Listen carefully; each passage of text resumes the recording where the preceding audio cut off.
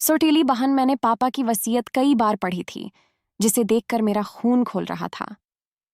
2 दिन पहले ही मुझे लंदन से अचानक हिंदुस्तान आना पड़ा, क्योंकि मेरे पापा की डेथ हो चुकी थी। अपने पापा के अंतिम संस्कार के बाद जब उनके वकील ने मुझे उनकी वसीयत दी, तो उसे देखकर मैं गुस्से से लाल हुआ था। मैं लंदन में पेट्रोल पंप पर काम करता था। जो तनख्वाह मुझे मिलती रही, मैं अपने मामूली से खर्चों के पैसे निकालकर सब हिंदुस्तान पापा को भेज देता था, और पाई पाई जमा करके और कुछ अपनी गांव की जमीन बेचकर मेरे पापा ने दिल्ली जैसे शहर में घर और कुछ दुकान खरीद ली थी। मैं पिछले 10 साल से पैसे भेज रहा था। 17 साल की उम्र से ही मैं लंदन चला गया था और अब 27 साल का हो चुका था। यूं अचानक पाप की मौत का सुनकर वापस आने के लिए मेरी नौकरी भी छूट गई थी, क्योंकि वह लोग मुझे छुट्टी देने को तैयार नहीं थे। मुझे भी यह सहारा था कि जो भी मैंने पैसे घर भेजे हैं, वह सब मेरे बाप ने मेरे लिए संभाल कर रखे होंगे। इसलिए दिल्ली जाते ही कोई छोटा मोटा काम करके अपना घर बसा लूंगा। लेकिन पापा की वसीयत ने मेरे होश उड़ा के रख दिए थे। वसीयत में लिखा था कि लंदन जाने के लिए तुम्हें पैसों की जरूरत थी, इसलिए मैंने अपनी जमीनों का कुछ हिस्सा बेचकर तुम्हें पैसों का इंतजाम करके दिया था। इसलिए इस घर पर और पापा की बाकी जायदाद पर सिर्फ और सिर्फ सुनैना का हक है। तुम्हारा हिस्सा तुम्हें पहले ही मिल चुका है जब तुम लंदन गए थे। तब यह पढ़कर मेरा सर बुरी तरह से चकरा गया था। वह एक पागल कम उम्र से मेरी बहन, जिसका पागल खाने में इलाजा चल रहा था, पापा ने कैसे सब कुछ उसके नाम कर दिया। चलो, ये इतनी बड़ी बात उस समय ना होती जब प्रॉपर्टी का कुछ हिस्सा ही सुनैना के नाम होता और मैं उसे पागल से स्टैम्प पेपर पर साइन करवा कर सब कुछ अपने नाम कर लेता। लेकिन पापा की बेवकूफ़ी और खुदगर्जी की हद ना थी। साथ में यह भी लिखा था कि पापा की सारी जायदाद वही ले सकता है जो सुनैना से शादी करेगा और उसे तलाक नहीं देगा, ना ही कभी दूसरी शादी करेगी। मतलब मेरी सालों की मेहनत मेरे बाप ने कुएं में डाल दी। मेरे हाथ में एक फूटी कौड़ी तक नहीं छोड़ी थी। पापा की जायदाद अब करोड़ तक पहुंच चुकी थी, जो कभी उन्होंने लाखों की खरीदी थी। पापा की वसीयत पढ़कर मेरा गुस्से से बुरा हाल था। भला इस तरह की वसीयत का क्या मकसद था? पापा किसी गैर को कैसे अपनी जायदाद दे सकते थे? चलो, मैं सुनैना की शादी किसी से करवा भी देता, तब भी मेरे हाथ तो कुछ भी नहीं आना था, क्योंकि मुझे तो अपने ही बाप के घर में रहने की इजाजत तक ना थी। इस घर में भी वही रह सकता था जिसकी शादी सुनैना से होती। यह अजीबोगरीब वसीयत के साथ एक खत भी था जो पापा ने मेरे नाम लिखकर छोड़ा था, लेकिन मुझे पापा पर इस कदर गुस्सा था, मैंने सब कुछ एक दराज में फेंक दिया। पापा का लिखा हुआ आखिरी खत मुझे पढ़ने का मन ही नहीं हुआ। मुझे पता था जरूर मुझे विनती की गई होगी कि सुनैना पागल है, उसे प्रॉपर्टी की जरूरत है, प्रॉपर्टी की लालच में कोई उससे शादी कर लेगा और उसे जिंदगी भर संभालता रहेगा। तुम मर्द हो, तुम अपना इंतजाम खुद कर लेना। इसी तरह की बातें पापा ने खत में लिखी होगी, और मेरा दिल बिल्कुल भी खत को पढ़ने का नहीं हुआ। इसलिए मैंने वह खत दराज में डालकर दराज को बंद कर दिया। दूसरे दिन वह वकील मेरे पास आया और कहने लगा, आपको यह घर खाली करना पड़ेगा। आप इस घर में सिर्फ और सिर्फ सुनैना की मौजूदगी और उसकी रजामंदी से ही रह सकते हैं। मैंने गुस्से और हैरत के मिले जुले भाव से कहा कि वह पागल है, उसके अंदर इतनी समझ नहीं कि वह अपनी रजामंदी बता सके, और फिर मैं उसका भाई हूं, ये मेरे भी बाप का घर है। मेरी बात सुनकर वकील कहने लगा कि वसीयत भी आपके ही बाप की बनाई हुई है। आपके पास आज शाम तक का समय है। या तो सुनैना को आप वापस इस घर में लेकर आओ, या फिर मैं शाम को आपको इस घर से निकाल कर घर को ताला लगा दूंगा। वकील ये कहकर वहां से चला गया और मेरा जी चाहा अपना सर दीवार पर दे मारूं। सुनैना उम्र में 22 साल की थी, लेकिन इसकी अकल 10-12 साल के बच्चे की थी। फिर गुस्से में उसे चीज उठा उठाकर मारने की भी आदत थी। मैं कैसे उसे घर लेकर आ सकता था? वह तो मेरे पीछे से मोहल्ले के बच्चों का जीना दुश्वार कर देती। मैं अंदर ही अंदर बहुत ज्यादा परेशान हो चुका था, लेकिन मेरे बाप ने मेरे पास दूसरा कोई रास्ता नहीं छोड़ा था। मैं दोपहर को ही सुनैना को लेने मेंटल हॉस्पिटल पहुंच गया था और डॉक्टर से कहा कि मैं सुनैना का भाई हूं और उसे वापस ले जाने के लिए आया हूं। डॉक्टर पहले तो राजी नहीं हो रहा था सुनैना को मेरे साथ भेजने के लिए। कहने लगा, सुनैना के फादर ने सुनैना को यहाँ एडमिट कराया है, हम उनकी रजामंदी के बगैर सुनैना को आपके साथ नहीं भेज सकते। मैंने डॉक्टर से कहा, मैं सुनैना का भाई हूं और मेरे पापा की डेथ हो चुकी है, इसलिए अब सुनैना की देखभाल करने की जिम्मेदारी मेरी है। मेरी बात सुनकर भी पता नहीं क्यों डॉक्टर सुनैना को मेरे साथ भेजने के लिए बिल्कुल भी राजी नहीं हो रहा था, और जब मैंने डॉक्टर को धमकी दी कि तुम मुझे मेरी बहन को यहाँ से ले जाने के लिए नहीं रोक सकते, मैं तुम्हारी कंप्लेंट करूंगा, तब डॉक्टर थोड़ा लाइन पर आया और सुनैना को मेरे साथ भेजने पर राजी हुआ। डॉक्टर ने मुझे कुछ कागजात पर साइन करवाया और नर्स से कहा कि सुनैना को लेकर आओ। कुछ देर बाद एक जवान और बेहद हसीन लड़की हाथ में एक डाल पकड़े लंबे खुले बालों के साथ खड़ी मुझे टुकुर टुकुर देख रही थी। मैं 10 साल बाद उसे देख रहा था और किसी भी एंगल से नहीं लग रही थी कि यह पागल है। कोई भी उसके हुस्न को देखकर उससे नजरें हटाना भूल सकता था। 10 साल पहले देखा था खूबसूरत तो वह तब भी थी, लेकिन अब तो उसकी रंग रूप और निखर चुका था। वह डरी सहनी सी मुझे देख रही थी। डॉक्टर ने कहा, यह तुम्हारे भाई हैं, ये तुम्हें लेने आए हैं, तुम अब उनके घर पर रहोगी। ये सुनकर ना जाने क्यों उसकी रंगत उड़ गई थी। कहने लगी, मुझे कहीं नहीं जाना, मैं सिर्फ अपने पापा के पास जाऊंगी, मुझे मेरे पापा के पास ले चलो। पापा के अलावा मैं किसी के पास नहीं जाऊंगी, सब मुझे मारते हैं। मैं कौन सा उसे अपने घर पर लाना चाहता था। उसे घर ले जाना बस मेरी बहुत बड़ी मजबूरी थी। मजबूरन मुझे खड़े होना पड़ा। मैं सुनैना के सामने गया। मैंने कहा, सुनैना, मैं तुम्हारा आशी भाई, देखो, गौर से देखो और मुझे पहचानो। मैं तुम्हें पापा के पास भी ले चलूंगा, लेकिन फिलहाल अभी तुम्हें मेरे साथ मेरे घर पर रहना होगा। पापा अभी बाहर गए हैं, जब आ जाएंगे तो तुम्हें पापा के पास भी ले जाऊंगा। जब मैंने उसे याद दिलाया तो वह मुझे गौर से देखने लगी, और फिर शायद मैं उसे याद आ गया था। वह एकदम खुशी से चौंकी थी। सुनैना ने एकदम से कहा, आशी भाई? मैंने कहा, हाँ, तुम्हारा आशी भाई। और फिर मैंने जेब से चॉकलेट निकली, जिसे देखकर उसकी आंखों में चमक आ गई थी। मैंने कहा, सुनैना, मेरे साथ चलो, मेरे पास ऐसी बहुत सारी चॉकलेट्स हैं, मैं तुम्हें वह सारी दे दूंगा। मेरी बात सुनकर उसने मेरे हाथ से चॉकलेट ली और मेरे साथ जाने को तैयार हो गई। मैं उसे सबसे पहले बाजार ले गया। उसे अच्छी अच्छी कई ड्रेस खरीद कर दी। वकील के आने से पहले उसका हुलिया मैं कुछ ठीक कर देना चाहता था। वह मेरे साथ बहुत खुश थी। मैंने उसके लिए कुछ अच्छी ड्रेस खरीदी, लेकिन जैसे ही वापस जाने लगा, सुनैना की नज़र एक टॉय शॉप पर जाकर टिक गई। कहने लगी, आशी भाई, मुझे खिलौने लेने हैं। वह मुझे आशीष कहने के बजाय आशी भाई कहकर बुलाया करती थी। मैं उसे टॉय शॉप पर ले गया। मुझे लगा वह एक डोल खरीदेगी, लेकिन उसने तो बहुत से अलग अलग तरीके के खिलौने उठाने शुरू कर दिए। मेरे पास इतने पैसे फिलहाल जेब में नहीं थे।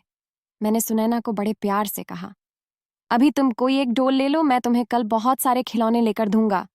लेकिन वह जिद करने लगी, और फिर मुझे सुनैना पर गुस्सा सा आने लगा। मैंने उससे सारे खिलौने छीन कर वापस रखा। उसका हाथ पकड़कर उसे जबरदस्ती गाड़ी में बैठकर घर ले आया।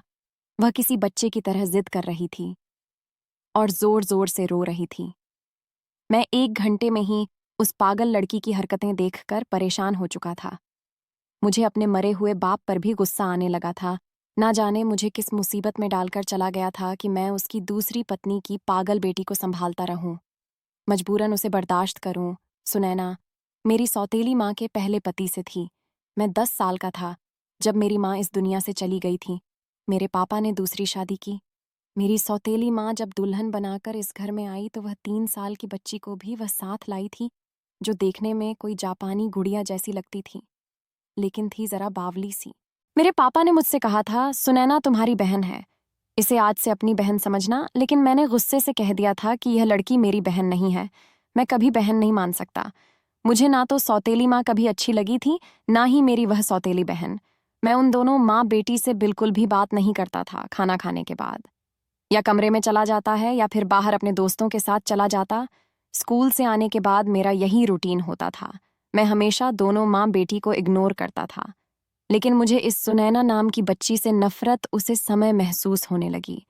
जब मेरा सगा आप मेरे बजाय उससे ज्यादा मोहब्बत करता था, उसे गोद में उठाया उठाया फिरता जैसे वो उसकी सगी बेटी हो, और मैं सौतेला। यह सब देखकर मेरा खून खौल उठता था। जब मैं अपने पापा को पागल लड़की से प्यार करते देखा तो मुझे ना जाने क्यों उससे चिढ़ हो गई थी। एक बार जब मैं छोटा था तो अपने खिलौनों से खेल रहा था, जब वह मेरे खिलौने लेने की जिद करने लगी। मैंने कहा, खबरदार, जो मेरे खिलौने को हाथ भी लगाया तो। लेकिन वह जोर जोर से रोने लगी। और जिद करने लगी। मैंने उसके मुंह पर जोर से एक थप्पड़ मार दिया। मेरा थप्पड़ इतनी जोरदार था कि वह दूर जाकर गिरी थी। इस वक्त मेरे पापा घर में दाखिल हुए थे। यह देखकर मेरी सौतेली माँ भी मुझे घूरने लगी और पापा ने मुझे बहुत जोर का थप्पड़ मारा। तुम्हारी हिम्मत कैसे हुई मासूम से बच्ची पर हाथ उठाने की? बस उसके बाद मुझे सुनैना से नफरत सी होने लगी थी। जैसे जैसे समय गुजरता गया, मेरी नफरत भी उस पागल के लिए बढ़ती ही रही। फिर मैं 17 साल की उम्र में ही अपनी पढ़ाई को बाय बाय कहा और पापा से जिद करने लगा कि मुझे लंदन जाना है। वहां मेरा एक दोस्त अपने बाप के साथ गया था, मैं भी उनके साथ चला गया। कोई डिग्री मेरे पास नहीं था, इसलिए पेट्रोल पंप की जॉब कर ली। अब 10 साल बाद आया, तब भी मेरे बाप ने सगे बेटे की बजाय सब कुछ उस सौतेली बेटी को दे दिया था। वह अभी मुझसे जिद कर रही थी और मुझे उस पर गुस्सा आया कि मैं उसके मुंह पर खींच के थप्पड़ मार दिया, लेकिन मैं नहीं जानता था यह थप्पड़ मेरे लिए इतनी बड़ी मुसीबत बन जाएगा। वह जोर जोर से चीख चीख कर रोने लगी थी। घर आकर भी उसका रोना कम नहीं हो रहा था। शाम हो चुकी थी, वकील किसी भी समय घर पहुंच सकता था। अब मुझे अपने किए पर गुस्सा आया कि क्यों इस मुसीबत को थप्पड़ मार दिया। मैंने फिर सुनैना के पास आ गया।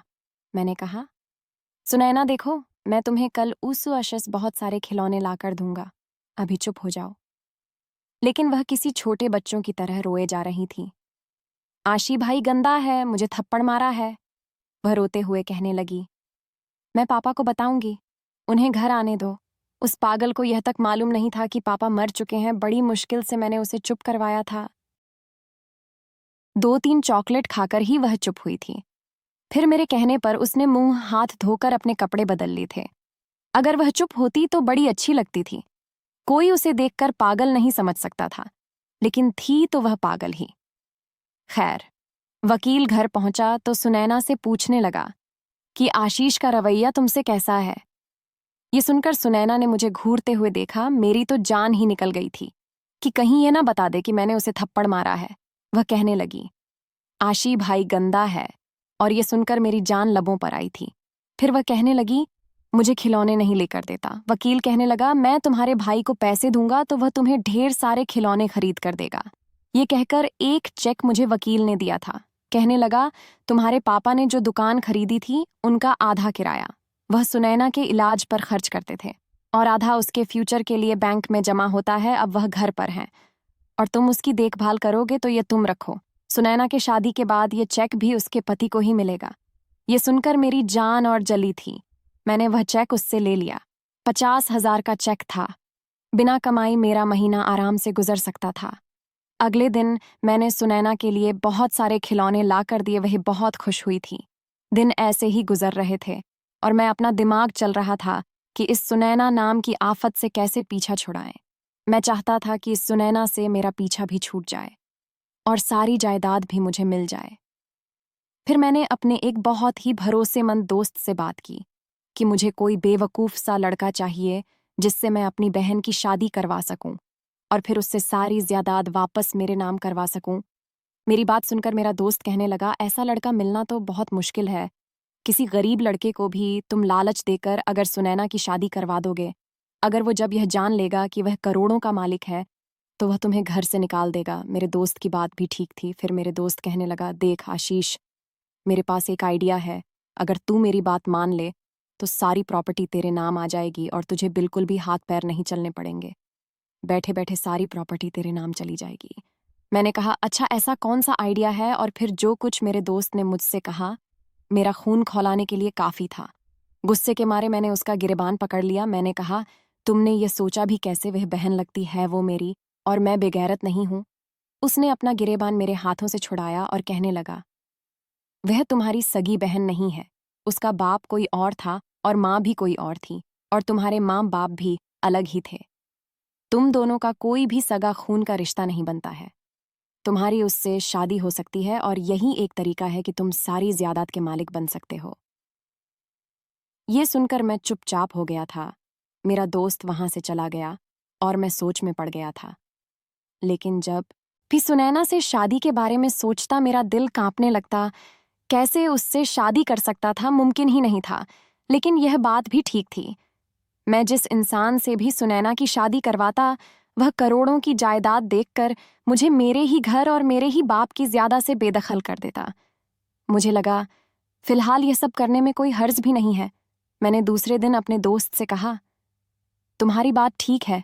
मैंने वकील से भी बात की। वह मेरे और सुनैना के रिश्ते के बारे में जानता था, इसलिए कहने लगा, ठीक है, लेकिन आपको वसीयत तो याद है ना? ना तो आप दूसरी शादी कर सकते हैं, ना ही सुनैना को छोड़ सकते हैं। इस सूरत में आपसे सब कुछ छिन जाएगा। यह वह कांटा था जो मेरे हलक में जाकर अटक सा गया था। मैं तो भूल ही गया था मेरे बाप ने मेरे लिए कौन कौन से कांटे बिछा रखे थे। फिलहाल मुझे सुनैना से शादी करनी थी ताकि मुझे एक अच्छी खासी रकम मिलती और मैं अपना बिजनेस शुरू करता। एक बार मेरा कारोबार जम जाता तो फिर कोई समस्या नहीं थी। मैं सुनैना को छोड़ भी देता तो क्या फर्क पड़ता था। मैंने सुनैना से शादी कर ली। उस पागल को तो शादी के बारे में कुछ पता भी नहीं था। वह बस अपने खिलौने में ही मगन थी। शादी के बाद मैंने वकील से एक अच्छी खासी रकम की डिमांड रख दी, जो कि मुझे मिल भी गई थी। और फिर मैंने उन पैसों से अपनी एक छोटी सी गारमेंट्स की फैक्ट्री डाली और काम करना शुरू कर दिया। लेकिन असल समस्या तो सुनैना की थी। कोई भी नौकरानी मेरे घर दिन रात रुकने को तैयार ना थी। वह कहती है, ये पागल लड़की है, एकदम अपे से बाहर हो जाती है और जो चीज उसके हाथ में होती है उसी से मारने लगती है। ये तो किसी दिन हमें मार डालेगी। मैं दिन में नौकरानी से घर का काम करवाकर खाना बांधता था और उसके जाने के बाद घर को बाहर से ताला लगाकर चला जाता। मुझे इस बात से कोई फर्क नहीं पड़ता था कि सुनैना अंदर अकेली कैसे रहेगी। मुझे तो इस बात का भी एहसास नहीं था कि वह पागल है, खुद को नुकसान भी पहुंचा सकती है। जब वापस घर लौटता तो पूरा घर बिखरा हुआ होता। सुनैना कुछ खाना खाती, बाकी सब फर्श पर गिरा हुआ मिलता और वह खिलौनों से खेल रही होती। मुझे देखकर मेरे पास आ जाती। आशी भाई मेरा चॉकलेट लाए। मैं जेब से एक चॉकलेट निकालकर उसे देता। घर की बिखरी हालत देखकर मुझे सुनैना पर गुस्सा आने लगा था। मैं अब उसे डांटने लगा था। मैं थका हारा घर पहुंचता था और घर का हाल देखकर मेरा जी चाहता कि सुनैना का गला दबा दूं। एक बार तो हद ही हो गई थी। जब मैं घर में दाखिल हुआ तो गैस की स्मेल मेरी नाक से टकराई थी और मुझे समझते देर नहीं लगी कि सुनैना ने गैस सिलेंडर खोल दिया है। मैंने जल्दी जल्दी घर के सारे खिड़की दरवाजे खोल दिए थे और सुनैना को किचन से खींचकर बाहर सोफे पर बिठाया और एक जोरदार थप्पड़ उसके गाल पर रखा था। थप्पड़ इतना जोरदार था कि मेरे उंगली में पहनी अंगूठी उसके गाल पर लगी थी और उसके गाल से खून बहने लगा था। कुछ पल के लिए तो वह कुछ बोल ही नहीं पाई थी और फिर थोड़ी देर बाद उसने रोना शुरू कर दिया था। काफी देर के बाद घर से गैस की स्मेल आना बंद हुई थी। फिर भी मैंने उसे सोफे से उठने नहीं दिया था और उससे बार बार मैं सवाल कर रहा था, फिर तुमने सिलेंडर खोला क्यों? वह रोते हुए बताने लगी, मुझे भूख लगी थी और सारा खाना गिर गया था। मैं खुद से खाना बनाने किचन में गई थी, लेकिन मुझे गैस जलाना नहीं आ रहा था। उस दिन मुझे एहसास हुआ कि सुनैना को घर पर अकेला छोड़ना कितना खतरनाक हो सकता है, लेकिन मैं कर भी क्या सकता था। उस दिन के बाद मैं एक काम करना शुरू कर दिया कि बीच बीच में मैं घर का एक दो चक्कर लगा लेता, लेकिन सुनैना को बंद करके जाना मेरी मजबूरी थी। एक रात में गहरी नींद सो रहा था जब बादलों की जोरदार आवाज पर मेरी आंख खुली थी। बाहर बारिश के शोर से मुझे एहसास हुआ बाहर बहुत तेज बारिश हो रही है। इस समय मेरे कमरे का दरवाजा यूं खटका जैसे भूचाल आ गया हो। मैंने जल्दी से उठकर दरवाजा खोला। सुनैना बाहर सामने बदहवास से खड़ी थी। चेहरे की रंगत उड़ी हुई थी, बहुत ज्यादा डरी हुई लग रही थी। मुझे देखते ही मेरे गले लग गई। मैं तो एकदम जम सा गया था। अब जबकि सुनैना के साथ मेरा रिश्ता बदल गया था, तो सुनैना की हरकत पर मेरी दिल की धड़कनें अजीब तरह से धड़क उठी थीं। मैंने एक झटके से सुनैना को खुद से दूर करना चाहा। मैंने गुस्से से सुनैना से कहा, सुनैना, ये क्या हरकत थी? सुनैना कहने लगी, आशी भाई, मुझे डर लग रहा है। मैंने कहा, पीछे तो हटो और मुझे भाई मत कहा करो, सिर्फ आशी कहकर बुलाया करो। लेकिन सुनैना बहुत ज्यादा डरी हुई थी। उसे इतना डरा हुआ देखकर मैंने पूछा, सुनैना, क्यों डर लग रहा है? किस लिए डर लग रहा है? वह मुझसे अब भी चिपकी हुई थी। मैंने मुश्किल से उसे खुद से जुदा किया था। बारिश से डर लग रहा है। वह बुरी तरह से कांप रही थी। उसकी हालत यह थी कि न जाने उसे क्या हो जाएगा। मैंने उसे अपने बेड पर लेटा दिया। वह मेरा हाथ पकड़कर लेट गई। कुछ देर में वो सो गई थी, लेकिन मुझे नींद नहीं आ रही थी। इस बात में कोई शक नहीं था कि वह बहुत खूबसूरत थी। मैं जितना यह चाहता कि उसकी तरफ ना देखूं, लेकिन मेरी नज़र पूरे कमरे में घूम फिरकर इस पर जाकर टिक जाती। मैं जब देखा कि वह गहरी नींद सो गई है तो अपना हाथ उसके हाथों से खींचा और सोफे पर जाकर लेट गया। काफी देर तक सोने की कोशिश करता रहा, लेकिन नींद नहीं आ रही थी। वह पूरी गहरी नींद में जा चुकी थी। मैं उठकर बाहर हॉल में आ गया और वहीं सोफे पर लेट कर सो गया। उन्हीं दिनों मेरी फैक्ट्री में एक लड़की जॉब करने लगी थी, जो अच्छी खासी खूबसूरत थी। मुझे भी अच्छी लगने लगी थी। बहुत जल्द ही हम एक दूसरे से शादी करने का इरादा रखते थे। एक बार मैं उसे अपने घर ले गया। उसे देखकर सुनैना के माथे पर बल पड़ गए थे। कहने लगी, ये मेरे घर क्यों आई है, इसे बाहर निकालो। ये सुनकर मीरा मुझे देखने लगी। कहने लगी, आशीष, तुमने क्यों एक पागल लड़की को घर में रखा हुआ है? मैंने कहा, मेरी मजबूरी है। और फिर मैं मीरा से कुछ नहीं छुपाया, सब कुछ उसे बता दिया। मीरा कहने लगी, जल्द से जल्द इसे अपना पीछा छुड़ाओ। मैं शादी के बाद इसे बिल्कुल भी बर्दाश्त नहीं करूंगी। मैं यह सुनकर चुप हो गया था। मैं मीरा को पसंद करने लगा था, इसलिए मेरी कोशिश थी कि जल्द से जल्द मेरा काम जम जाए तो मैं सुनैना से पीछा छुड़ा लूं। फिर मुझे मीरा ने एक मशवरा दिया कि मैं सुनैना को जहर देना शुरू कर दो। इस पागल लड़की की भी कोई जिंदगी है क्या? इसका तो मर जाना ही अच्छा है। इस तरह से मेरी जिंदगी में मुश्किलें कम हो सकती थीं और स्लो पॉइजन से किसी को मुझ पर शक भी नहीं होगा। मुझे मीरा का यह मशवरा अच्छा लगा। मैं ऐसे ही दवा सुनैना के खाने में मिलाकर उसे देने लगा। कभी उसे वह पाउडर आइसक्रीम में डालकर दे देता और कभी खाने में मिलाकर दे देता। मैं भी यही चाहता था कि वह मर जाए। खैर, समय यूं ही गुजरने लगा।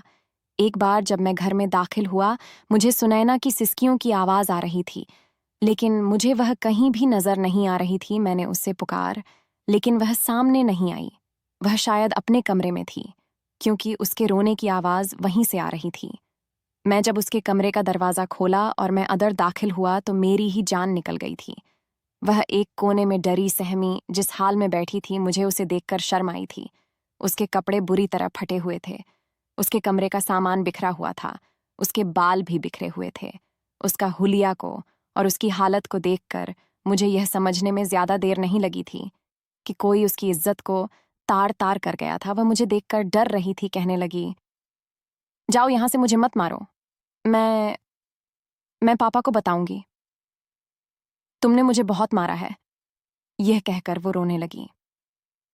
पहली बार मुझे उसकी यह हालत देखकर दुख हुआ था। ऐसा लगा जैसे किसने मेरे दिल को मुट्ठी में जकड़ लिया हो।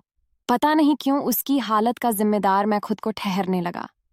मैंने उसके ऊपर बेड पर पड़ी चादर उठाकर डाल दी, फिर उसके पास आकर बैठ गया। मैंने कहा, मेरे पीछे से कोई आया था। सुनैना, कौन आया था? बताओ मुझे।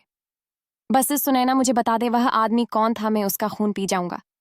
जिसने उस मासूम सी लड़की के साथ ये जुल्म किया था, वह बहुत डरी हुई थी। कभी ना मैं सिर हिलाने लगती तो कभी हाँ में। मैंने कहा, मुझे बताओ, मैं उसे बहुत मारूंगा। फिर वह दोबारा रोने लगी। कहने लगी, मेरे पापा को बुला दो, मुझे पापा के पास जाना है। मैंने कहा, तुम बताओ कौन आया था, मैं पापा को ले आऊंगा। वह घर में अकेली होती थी। ये बात सारे मोहल्ले वाले जानते थे। यकीनन जो कोई भी था इसी मोहल्ले से था। सुनैना कहने लगी, वह जो दूध लेकर सुबह आता है वह आया था। आशी भाई, उसने मुझे बहुत मारा था। ये देखो मेरे कपड़े। ये कहकर वह अपने फटे बाजू दिखने लगी। उसका चेहरा, उसके बाजू सब जख्मी थे। पहली बार मुझे उस पर तरस आया था। मैंने प्यार से उसके बालों को सहलाया, उसके जख्मों पर दवा लगाई, सुनैना को अपने गले से लगाया। शायद उसे इसी चीज की जरूरत थी। एक पनाह की, एक सुरक्षा का एहसास दिलाया। जिस तकलीफ से वह दो चार थी, मेरी जरा सी मोहब्बत और तवज्जो पर रोने लगी। कहने लगी, आशी भाई, जब पापा थे तो मुझे कोई कुछ नहीं कहता था। मम्मी के मरने के बाद भी मुझे रोना नहीं आया था, क्योंकि पापा मेरे पास थे। लेकिन फिर पापा बीमार रहने लगे, इसलिए मुझे डॉक्टर के घर छोड़ गए। आशी भाई, डॉक्टर अच्छे नहीं होते, वह लोग भी मुझे मारते थे, जैसे उस दूध वाले ने मारा है। वह डॉक्टर मेरे दोनों हाथ पीछे को बंद देते थे। मेरे मुंह में बहुत सारी रुई घुसते थे ताकि मैं चीख ना सकूं, और फिर मुझे वह मेरे गले लगी रो रही थी, और यह सुनकर मेरा दिल ऐसा था जैसे धड़कना भूल गया था।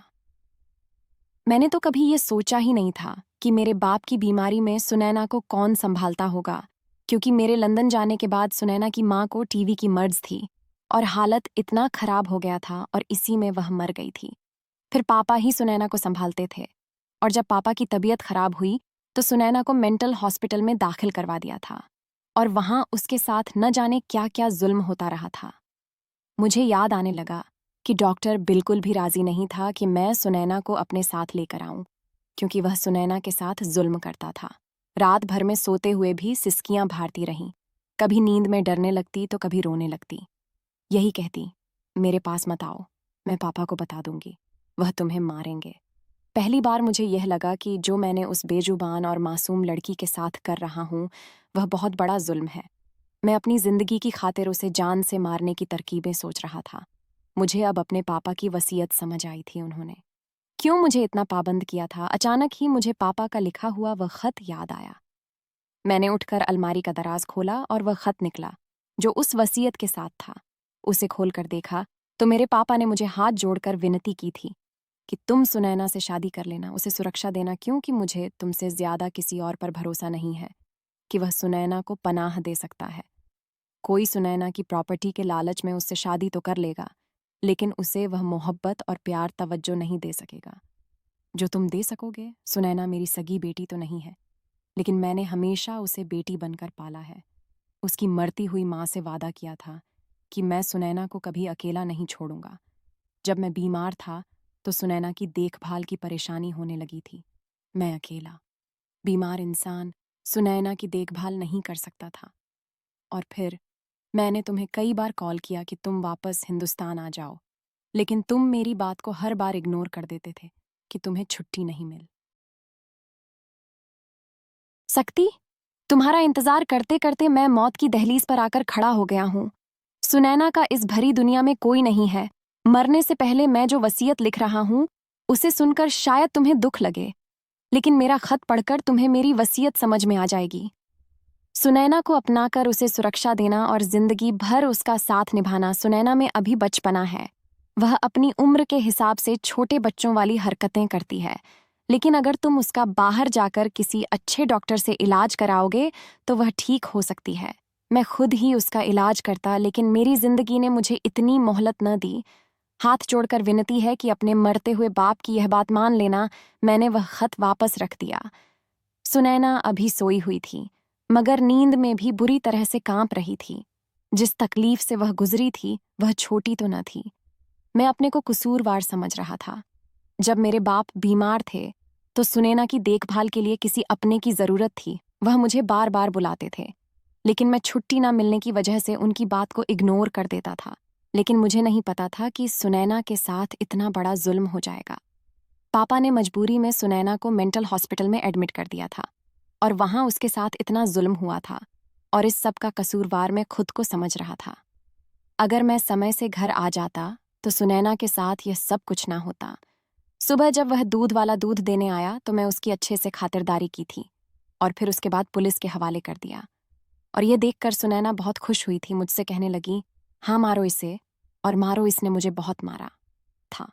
मैंने भी उसे दूध वाले को लहूलुहान करके रख दिया था।